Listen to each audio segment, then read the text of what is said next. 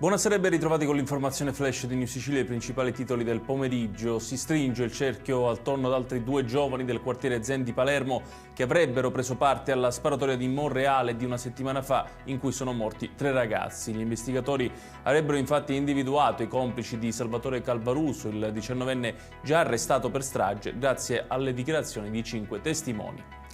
Si terranno lunedì alle ore 16 nella chiesa di Santa Maria delle Grazie di Mister Bianco i funerali della piccola Maria Rosa, la bambina di appena 7 mesi, tragicamente deceduta nei giorni scorsi dopo essere stata lanciata dal balcone dalla madre, fermata con l'accusa di omicidio volontario.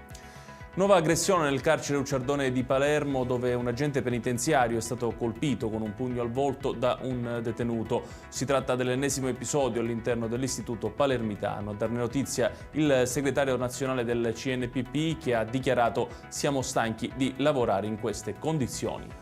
Adesso il calcio con il Catania che domani scenderà in campo per la prima partita dei play-off di Serie C al Massimino contro il Giuliano. Il tecnico rossazzurro Mimmo Toscano in conferenza pre-gara ha detto di credere nel sogno promozione. Vincere può darci una spinta importante, ha dichiarato Toscano. E chiudiamo con il meteo. La giornata di domani vedrà un indebolimento dell'alta pressione che da giorni insiste sulla Sicilia, con un aumento delle correnti umide che porteranno maggiore nuvolosità, in particolare nel corso del pomeriggio. Qualche piovasco potrebbe colpire le zone interne, temperature estive con massime addirittura sopra i 30 gradi a Catania e Siracusa. Ed è tutto per questa edizione. Tutti i dettagli su queste notizie li trovate come sempre sul nostro sito www.newsicilia.it. Grazie per averci seguito e buon proseguimento di serata.